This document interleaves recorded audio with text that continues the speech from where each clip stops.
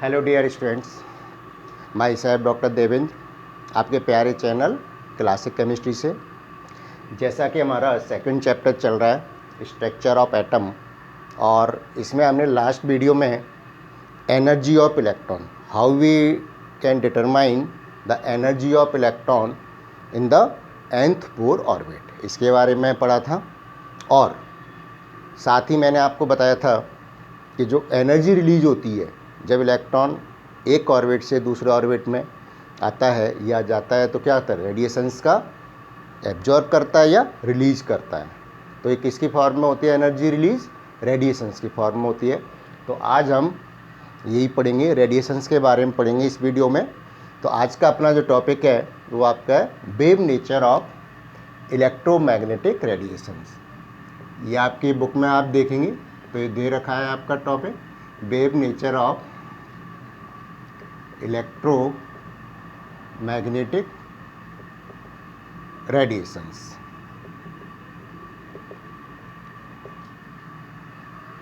तो wave nature को पढ़ने से पहले सबसे पहले क्वेश्चन ये आता है कि what are the electromagnetic radiations, यानी इलेक्ट्रोमैग्नेटिक रेडिएशंस क्या होते हैं। तो सबसे पहले अपना क्वेश्चन आता है what are electromagnetic radiations. Electromagnetic radiations हम किनको कहते हैं, ठीक है। तो जो भी रेडिएशंस इलेक्ट्रिक और मैग्नेटिक फील्ड में क्या होती हैं, डिफ्लेक्ट होती हैं, उनका पाथ चेंज होता है, वो क्या कहलाता है आपके electric magnetic radiations.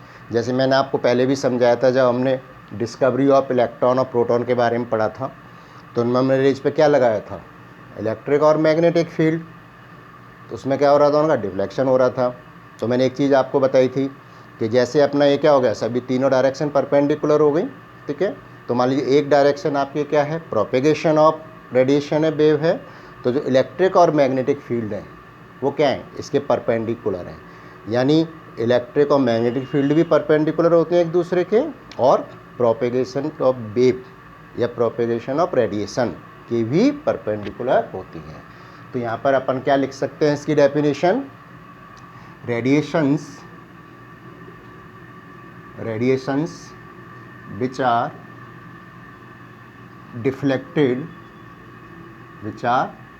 deflected in the electric and magnetic field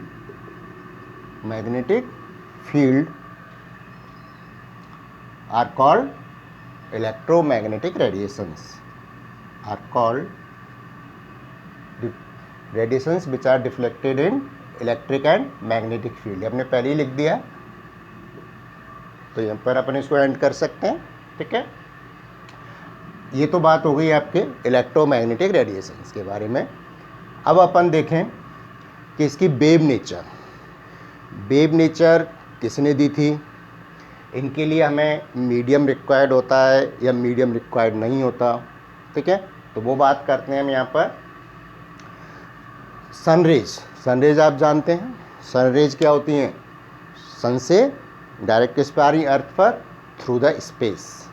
तो there is no any material medium required, उसके लिए हमें मटेरियल मीडियम रिक्वायर्ड नहीं होता। लेकिन जैसे हम बोल रहे हैं तो हमारी आवाज़ पहुंच रही है आप तक, क्या हो रही है, पार्टिकल्स के थ्रू पहुंच रही है, तो वो क्या हो गया, अपना मटेरियल मीडियम रिक्वायर्ड है। अगर हम जाके स्पेस में बोलेंगे और वहाँ कोई माध्यम नहीं है, मीडियम नहीं है, तो क्या होगा, वो हमारी आवाज़ आप तक नहीं पहुँचेगी, ठीक है ना। तो रेडिएशंस के अपन देखें, सन रेज हैं, देखिए क्या होती है, no material medium is required. तो इलेक्ट्रिक अपन पहले ये भी पॉइंट लिख लेते हैं इसमें कि for the propagation of wave no medium is required. दूसरा हमने क्या बताया कि rays are fields are perpendicular to each other. तो दूसरी चीज़ हम यहाँ पर नोट करते हैं, पहले भी नोट किया था हमने। तो यहाँ पर क्या हो गया आपके कि electrical and magnetic field perpendicular to each other as well as propagation of radiation. यानी रेडिएशन की जो डायरेक्शन होती है, प्रोपेगेशन मतलब प्रोपेगेट, आगे बढ़ने की, तो उसके और दोनों फील्ड आपस में तीनों ही क्या होती हैं, परपेंडिकुलर टू ईच अदर। जैसे जैसे अपन पढ़ते हैं ना एक्स वाई जेड डायरेक्शन पढ़ते हैं, तो एक्स वाई जेड डायरेक्शन भी क्या है, परपेंडिकुलर टू ईच अदर है।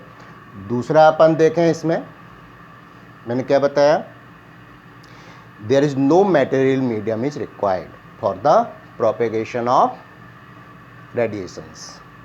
तो क्या होगा, no material medium is required for the propagation of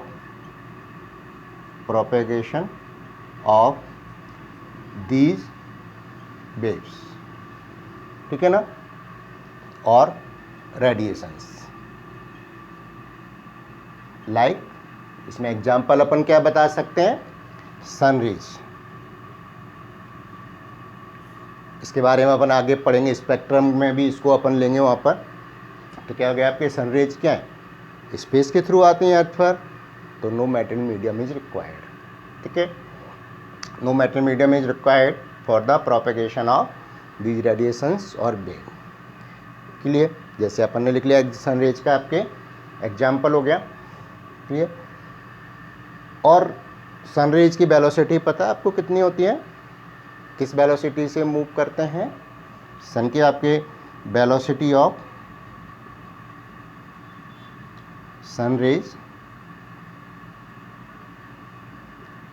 कितनी होती है, 3 × 10⁸ मीटर पर सेकेंड।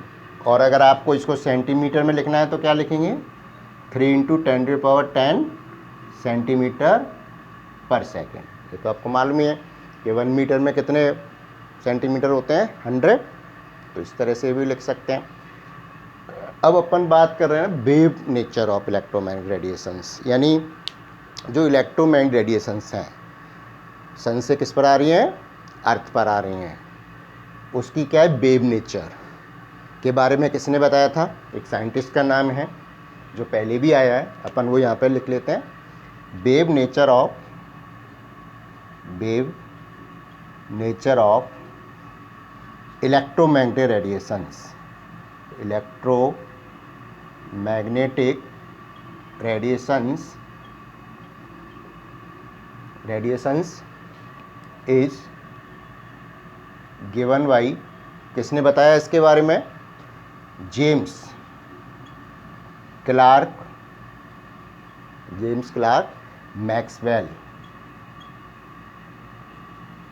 मैक्सवेल।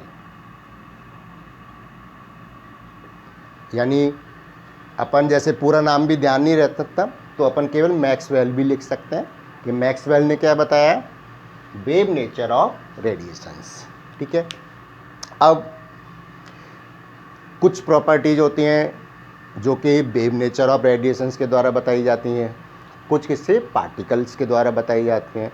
तो वो डिटेल में हम आगे पढ़ेंगे कि कौन सी प्रॉपर्टीज हम वेव नेचर से पढ़ सकते हैं, कौन सी पार्टिकल से पढ़ सकते हैं, क्योंकि आगे डुअल नेचर भी आएगी।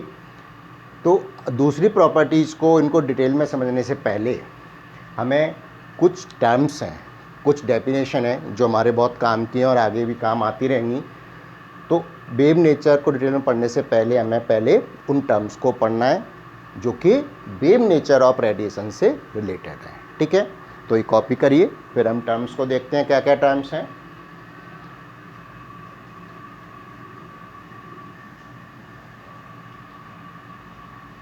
तो अब अपन जो इसमें पढ़ेंगे next, terms related to the wave nature of electromagnetic radiations. Next अपना रहेगा इसमें टर्म्स, ठीक है ना, अपन ऐसे लिख लो, वेरियस टर्म्स रिलेटेड टू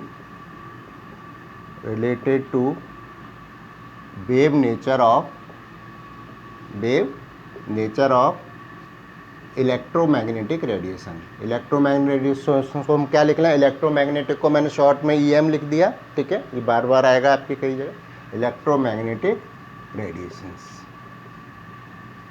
अब देखिए वो टर्म्स क्या हैं, पहले तो अपन एक वेव बना लेते हैं जिसको अपन फिर समझेंगे टर्म्स को। मान लीजिए एक वेव बना लीजिए आप इस तरह से, ये तो आप जानते ही होंगे वेव बनाना किस तरह से बनाते हैं। ये मान लीजिए कोई भी आपके वेव है, ये इक्वल साइज इस तरह से लेते हैं, ठीक है। ये मान लीजिए आपने कोई वेव बना ली, क्लियर। ये तो क्या हो गया, प्रोपेगेशन ऑफ वेव का डायरेक्शन हो गया, ठीक है। अब इसी से हम आगे टर्म्स के बारे में पढ़ेंगे। ये जो ऊपर उठे हुए होते हैं ना वेव के, इनके नाम देते हैं अपन क्या, क्रस्ट। इनको क्या बोलते हैं, क्रस्ट बोलते हैं, CRUST, ठीक है। और जो ये नीचे होते हैं ये क्या कहलाते हैं, ट्रफ, TROUGH, है ना। हिंदी में इनको क्या लिखते हैं, ये तो ऊर्ध्व हो गए, तो ऊपर उठे, ये गर्त, हिंदी में इनको ऊर्ध्व, और ये आपके क्या कहलाते हैं, ये कहलाते हैं गर्त, ठीक है। अब इसी वेव में हम डिफरेंट टर्म्स को पढ़ते हैं, ठीक है। चलिए, सबसे पहली टर्म अपन जो इसमें पढ़ेंगे वो आपके पढ़ रहे हैं क्या, वेवलेंथ। वेवलेंथ, ठीक है। इसको अपन लैम्डा से लिखते हैं। अब इन टर्म्स को अच्छी तरह समझते जाएंगे क्योंकि आगे हम इनको यूज करेंगे कई जगह। तो अपन क्या, इसका सबसे पहले अपन पढ़ रहे हैं वेवलेंथ, ठीक है। वेवलेंथ क्या होती है, देखिए ये तो क्या हो गया, ऊर्ध्व, ट्रफ, और ये क्या है, ट्रफ या गर्त, ये हो गया आपके क्रस्ट और ऊर्ध्व। तो इनके बीच की डिस्टेंस या तो अपन ये लें या अपन ये लें, ये तो हाइट हो गई इनकी, ऊर्ध्व और ट्रफ के, ठीक है। तो इनके बीच का डिस्टेंस यानी दो लगातार, क्या बोलते हैं अपन, दो लगातार क्रस्ट और ट्रफ के बीच की दूरी क्या कहलाती है, वेवलेंथ कहलाती है, ठीक है। इंग्लिश में अपन किस तरह से लिखते हैं, distance between two consecutive, consecutive लगातार, ठीक है, कॉन्जिक्यूटिव क्रस्ट और ट्रफ। तो अपन डेफिनेशन नोट करते हैं इसका, डिस्टेंस बिटवीन टू कॉन्जिक्यूटिव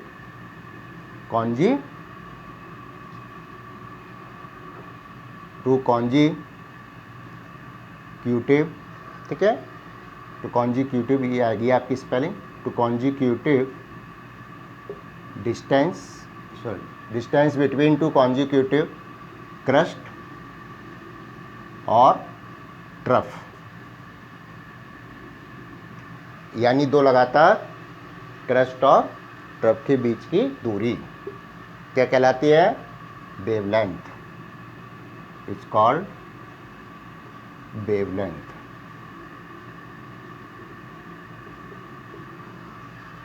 ठीक है, समझ में आ गया। अब देखिए एक टर्म तो आपकी हो गई, दूसरी टर्म अपन इसमें देखें, इसका आप देखिए क्या होता है, फ्रीक्वेंसी। पहले मेन टर्म मैं आपको बता रहा हूँ,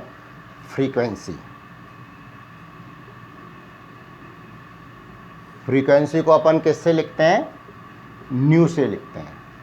ये आपका क्या कहलाता है, इसको न्यू बोलते हैं अपन, ठीक है। तो फ्रीक्वेंसी क्या होगी, देखिए किसी भी पॉइंट से अपन कोई भी पॉइंट यहाँ पर कंसीडर करें, मान लीजिए अपन ये पॉइंट कंसीडर किया, ठीक है। किसी भी पॉइंट से 1 सेकेंड में नंबर ऑफ वेव्स पास होती हैं, यानी किसी भी पॉइंट से 1 सेकेंड में जितनी नंबर ऑफ वेव्स पास होंगी वो क्या कहलाएगी, उसकी वेव की फ्रीक्वेंसी कहलाती है, ठीक है। तो number of waves pass through a point in 1 second, तो किस तरह से लिखेंगे इसको, देखिए नंबर ऑफ वेव्स ठीक है ना। अब वेव क्या हो गई, वेव लेंथ हमने पढ़ ली, ये एक वेव लेंथ की हो गई, तो एक वेव लेंथ को अपन क्या कहेंगे, वन वेव कहेंगे, ठीक है। तो number of waves passed through a point in 1 second, 1 second, यानी 1 सेकेंड में कितनी आपकी वेव पास हो रही हैं। और यूनिट टाइम भी अपन बोल सकते हैं, जैसे पर सेकेंड, पर मिनट, पर आवर, ठीक है ना। तो और अपन इसको क्या लिख सकते हैं, इन यूनिट टाइम। अब ये आपके टाइम पे डिपेंड करता है कि अपन टाइम किस में ले रहे हैं, सेकंड में ले रहे हैं, मिनट में ले रहे हैं या आवर में ले रहे हैं, ठीक है। तो इस तरह से अपन इसको रिप्रेजेंट कर सकते हैं। सेकंड की अब आपके देखिए यूनिट, देखिए सेकंड हम फ्रीक्वेंसी की यूनिट देखते हैं और वेवलेंथ की भी देखते हैं, ठीक है। फ्रीक्वेंसी की क्या यूनिट होगी, जैसे अपन ने लिया ना टाइम, तो क्या हो गया, टाइम इनवर्स, यानी पर सेकेंड हो गया ना, पर मिनट या पर सेकेंड। तो अपन इसको कैसे लिखेंगे, 1 टाइम, यही तो हो गया ना फ्रीक्वेंसी की यूनिट, ठीक है। अब टाइम अपन किस में ले रहे हैं, अगर अपन सेकंड में ले रहे हैं तो इसको अपन क्या लिख सकते हैं, सेकंड इनवर्स, ठीक है ना। और दूसरी एक यूनिट और होती है इसकी, हर्ट्ज भी लिखते हैं इसको, हर्ट्ज, ठीक है ना, किलो हर्ट्ज भी लिखते हैं। तो 1 किलो हर्ट्ज में कितने हर्ट्ज होंगे, 10⁻3, क्लियर। ऐसे ही अपन अगर चाहें तो वेवलेंथ की भी अपने यूनिट होती है। वेवलेंथ की यूनिट क्या होती है, मैं इसको मिटा रहा हूँ नीचे, फिर अपन वेवलेंथ की यूनिट और बता देते हैं यहाँ पे आपको। देखिए वेवलेंथ की यूनिट अपन इसमें एंगस्ट्रॉम, वेवलेंथ की यूनिट किस में लेते हैं अपन, एंगस्ट्रॉम में, क्योंकि ये बहुत छोटी है। वेवलेंथ क्या होगी, छोटी छोटी वेव्स होती हैं, तो उनको लेंथ में अपन क्या लेते हैं यूनिट में, एंगस्ट्रॉम। और ये मैंने आपको एक बार पहले भी बताया था कि 1 एंगस्ट्रॉम इज इक्वल टू कितने मीटर के होते हैं, 10⁻⁻10 मीटर, ठीक है। जनरली अपन इसी में निकालते हैं। और अगर सेंटीमीटर में आपको लिखना है तो 10⁻⁻8 सेंटीमीटर, तो 100 से मल्टीप्लाई करेंगे तो 10⁻⁻8 आ जाएगा। और एक यूनिट और होती है नैनोमीटर, किसके बराबर होती है, नैनोमीटर भी लेते हैं। ये पता है आपको नैनोमीटर का मतलब कितना हुआ, 10⁻⁻9 मीटर होता है। 1 nanometre is equal to 10⁻⁻9 metre.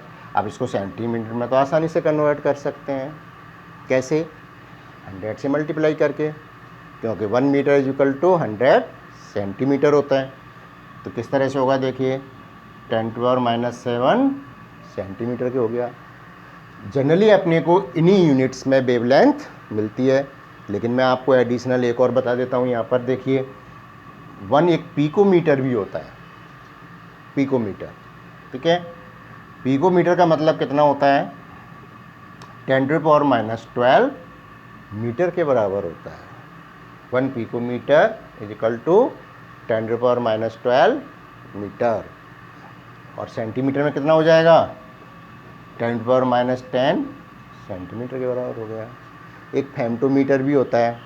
तो अपने तो यहीं तक काम चल जाता है अगर अपन इनको वेवलेंथ को रिप्रेजेंट करना है। समझ में आ गया, चलिए इसको कॉपी करिए। फिर नेक्स्ट टर्म पढ़ते हैं अपन,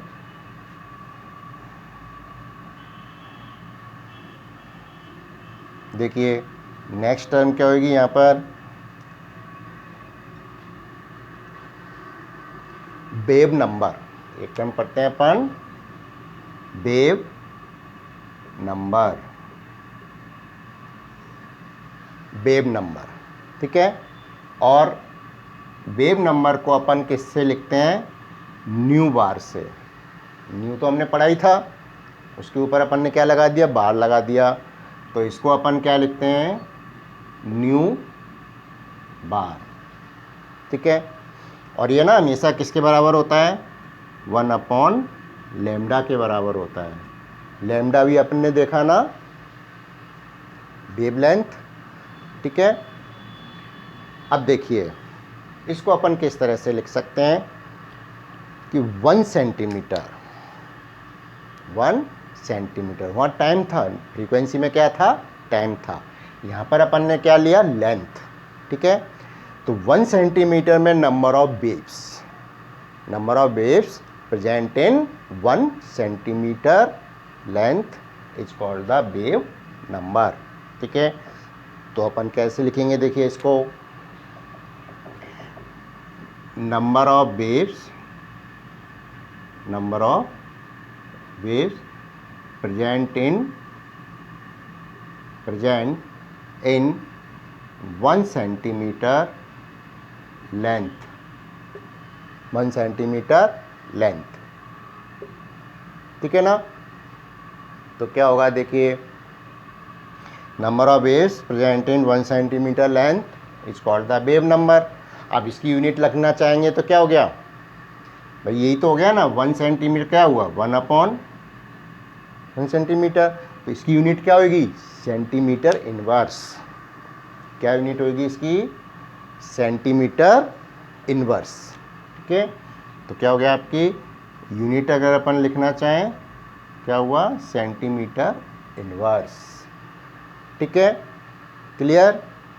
चलिए, तो ये बात हुई वेव नंबर की। अब जहाँ जहाँ हम उनको यूज करेंगे तो वहाँ आपको क्या ध्यान रखना है, एक तो इसकी डेफिनेशन क्या है और दूसरी इसकी यूनिट क्या है। ये सब हम आगे पढ़ेंगे, फ्रीक्वेंसी के बारे में, वेव नंबर के बारे में, वेव लेंथ के बारे में, सब पढ़ना है हमें आगे, ठीक है ना। चलिए, अब एक हम यहाँ पर और बात करते हैं, एम्पलीट्यूड। एक और आपके यहाँ पर है एम्पलीट्यूड।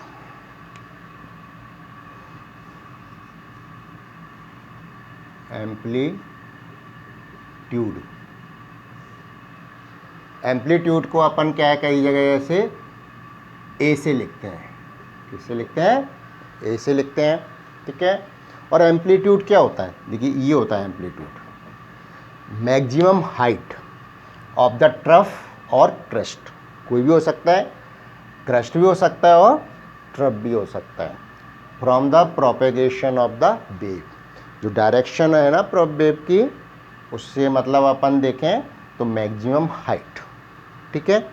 तो अपन इसको किस तरह से लिखते हैं, मैक्सिमम हाइट, उसको लिखिए डेफिनेशन को क्या, कि मैक्सिमम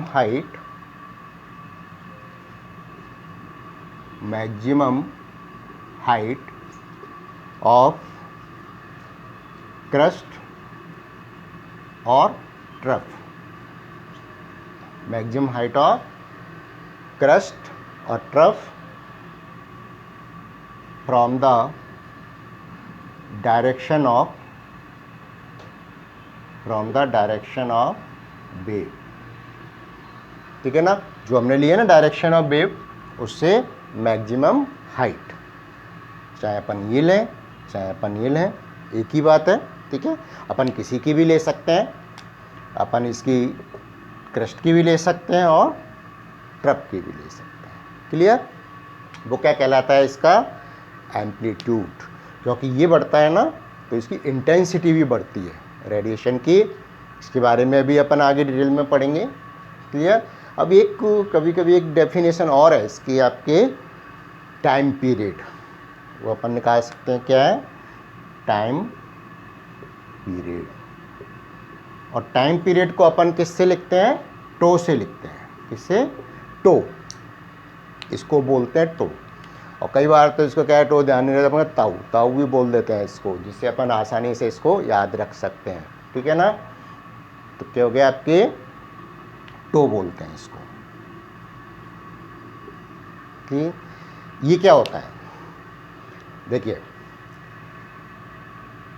अभी आपने देखा कि नंबर ऑफ वेव्स पास हो रही हैं, ठीक है ना।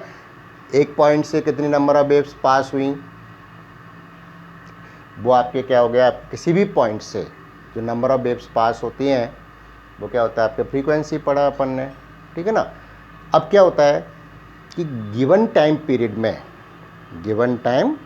में distance travelled by A wave, ठीक है, या कहना चाहिए कि in unit time distance travelled by a wave, यानी यूनिट टाइम में किसी भी वेव के द्वारा कितनी डिस्टेंस ट्रेवल की जा रही है, वो क्या कहलाता है आपके time period.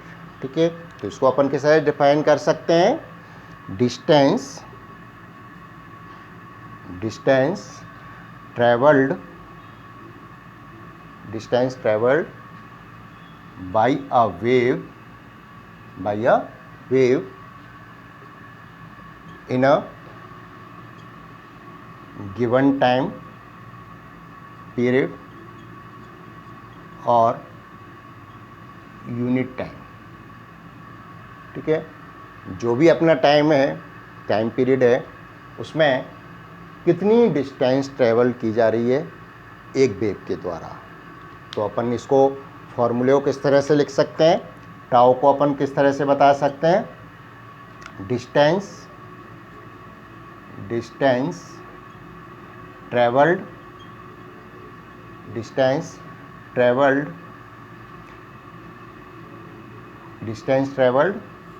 By the wave और टाइम टी मान लीजिए हमारी डिस्टेंस ट्रेवल्ड क्या हुई, डी हुई, और टाइम मान लीजिए हमने सेकंड में लिया तो टी टाइम हो गया। ठीक है ना, तो डिस्टेंस अपॉन टाइम वो क्या कहलाएगा आपका टाइम पीरियड, यानी टॉ से रिप्रेजेंट करेंगे। तो ये तो कुछ टर्म्स हैं जो आगे हमारे काम आएंगी और इनको हमको पढ़ना है। ठीक है ना, अब जो अपन डिस्कस करेंगे नेक्स्ट वीडियो में करेंगे हम कि कुछ प्रॉपर्टीज़ तो क्या है वेव नेचर के द्वारा बताई गई थी रेडिएशंस की, और कुछ पार्टिकल्स के द्वारा। तो कौन सी प्रॉपर्टीज़ तो वेव नेचर के द्वारा हम बता सकते हैं और किन को हम वेव नेचर के द्वारा नहीं बता सकते, फिर उनको पार्टिकल नेचर का किस तरह डिस्कवरी हुई, तो ये आगे आपके नेक्स्ट उसमें चलता रहेगा। तो आज इस वीडियो में यहीं तक पढ़ेंगे, इन टर्म्स को आप रिवाइज करिए जिससे हम आगे जब भी पढ़ें इनको तो आपको रिमाइंड हो जाए। ठीक है, नेक्स्ट वीडियो में हम इनके प्रॉपर्टीज़ के बारे में पढ़ेंगे, क्या क्या प्रॉपर्टीज़ होती हैं। Thank you very much.